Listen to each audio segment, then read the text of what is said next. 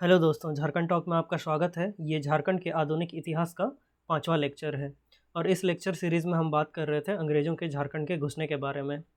तो आपको याद हो तो हमने पिछले लेक्चर्स में सिंहभूम, पलामू और छोटानागपुर खास को डिस्कस कर लिया था। इस लेक्चर सीरीज़ में हम देखेंगे हजारीबाग के बारे में। तो हजारीबाग ये वाला इलाका है, ये पूरा इलाका हजारीबाग का है, जहाँ ये कुंडा, केंदी, छाई, खड़गडीहा और ये रामगढ़ राज्य है। ये पूरा इलाका हजारीबाग का इलाका था। तो इनमें से अंग्रेज़ों का सबसे ज़्यादा विरोध ये रामगढ़ राज्य ने किया था। यहाँ का राजा मुकुंद सिंह था। तो इसके अलावा जो राज थे, जैसे कुंडा, आपको याद होगा अंग्रेज़ों ने जब पलामू किला पर कब्जा किया था, तब पलामू किला पर कब्जा करने में जिसने भी मदद की थी, कंपनी ने उसको पुरस्कृत किया था। उसमें से कुंडा का धीरज नारायण भी था। तो ऐसे ही यहाँ के बाकी राज, ये केंदी, छाई और जो कड़कडीहा राज थे, अंग्रेज़ों को इनसे कोई खास परेशानी नहीं हुई, क्योंकि ये छोटे राज्य थे तो अंग्रेज़ों ने इनको आसानी से अपने अधीन कर लिया था। लेकिन रामगढ़ का राजा मुकुंद सिंह अंग्रेज़ों की अधीनता स्वीकार करने को बिल्कुल तैयार नहीं था। मुकुंद सिंह ने पलामू के चेरो लोगों की मदद की थी, और याद है ना, पलामू के चेरो राजा चित्रजीत राय और दीवान जयनाथ सिंह भी पलामू से भागकर रामगढ़ ही आए थे। और मुकुंद सिंह ने कंपनी सरकार यानी कि ईस्ट इंडिया कंपनी के एक दूत की हत्या कर दी थी, और फ्रांसीसी, जो कि ईस्ट इंडिया कंपनी के सबसे प्रमुख प्रतिद्वंदी थे, उनको अपने राज्य से होकर जाने का रास्ता दिया था। तो 1769 में अंग्रेज़ों ने कड़गडीहा को अपने अधीन कर लिया था और कुंडा भी उनके अधीन हो गया था। अंग्रेज़ों ने कुंडा में कर नहीं लगाया था, क्योंकि जो कुंडा के धीरज नारायण सिंह थे, उन्होंने पलामू किले में कब्जा करने में अंग्रेज़ों की मदद की थी। इसके बाद अब अंग्रेज़ मुकुंद सिंह की हरकतों से परेशान हो चुके थे, तो अंग्रेज़ों ने उसे सबक सिखाने की ठानी। तो ईस्ट इंडिया कंपनी की जो पटना काउंसिल थी, उसने मुकुंद सिंह को ऑफर दिया कि यदि मुकुंद सिंह 20,000 रुपये सालाना कर देगा और आगे से शांति बनाए रखेगा तो उसको राजा बने रहने दिया जाएगा, नहीं तो उसे सेना का इस्तेमाल कर उसे गद्दी से हटा दिया जाएगा।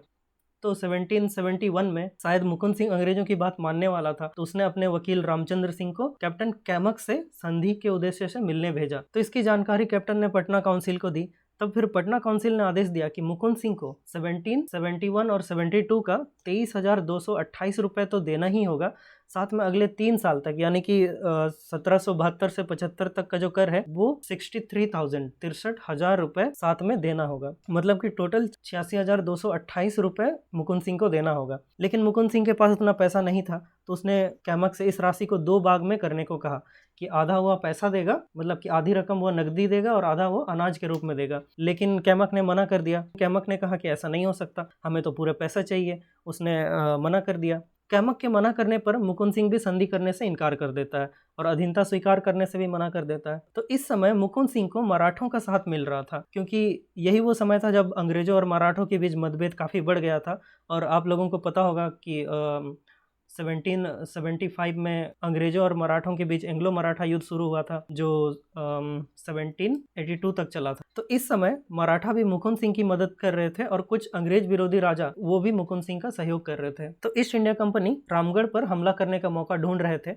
उसी समय रामगढ़ राजा मुकुंद सिंह का एक संबंधी ठाकुर तेज सिंह खुद को रामगढ़ राज्य का असली हकदार बताता है और अंग्रेजों से मिल जाता है। वैसे बोला तो ये जाता है कि ये कैप्टन कैमक की ही चाल थी, कैमक ने ही तेज सिंह को गद्दी का लालच दिया था। लेकिन जो भी था, अब अंग्रेजों को बहाना मिल गया और तेज सिंह का रामगढ़ की सेना पर प्रभाव भी था, तो सेना के कुछ लोग तेज सिंह की तरफ भी हो गए थे। तो 1772 में 1772 में पटना काउंसिल से रामगढ़ पर आक्रमण करने का आदेश आ गया। तो इसके बाद अक्टूबर 1772 में कंपनी सेना, जिसका नेतृत्व कैप्टन कैमक और कैप्टन इवांस कर रहे थे, दोनों ने रामगढ़ पर आक्रमण कर दिया और इधर मुकुंद सिंह और तेज सिंह के बीच भी लड़ाई शुरू हो गई थी। तो इस तरह रामगढ़ पर 2 तरफ से हमला होता है। ये छोटानागपुर खास की तरफ से कैप्टन कैमक और कैप्टन इवांस हमला करते हैं, और यहाँ पर तो मुकुंद सिंह का तेज सिंह के साथ लड़ाई चल ही रही थी। तो इस तरह 2 तरफ से यहाँ रामगढ़ पर मुकुंद सिंह के ऊपर दोनों तरफ से आक्रमण हो जाता है। तो इस तरह रामगढ़ पर 2 तरफ से हमला हुआ। तो लड़ाई में मुकुंद सिंह हार जाता है, लेकिन लड़ाई में कैप्टन इवांस मारा जाता है। उसको अंग्रेज फौज का ही एक सिपाही जो मुकुंद सिंह का सपोर्टर था, उसने कैप्टन इवांस को गोली मार दी। वही फौजी कैप्टन कैमक को भी गोली मारने वाला था, लेकिन उससे पहले ही पकड़ा गया और उसको मार डाला गया।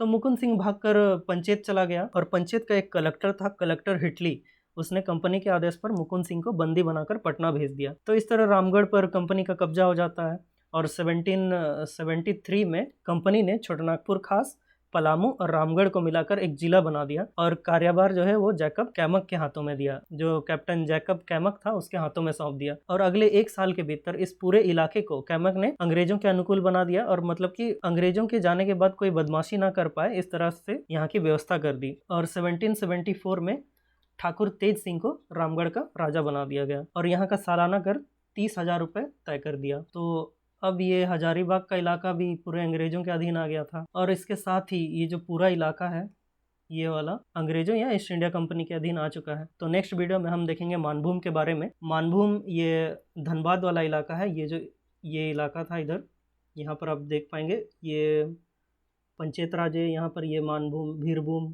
और ये जो पश्चिम बंगाल का सटा हुआ इलाका, यहाँ पर छोटे छोटे राज थे। इसके बारे में मैं अगले वीडियो में बताऊंगा।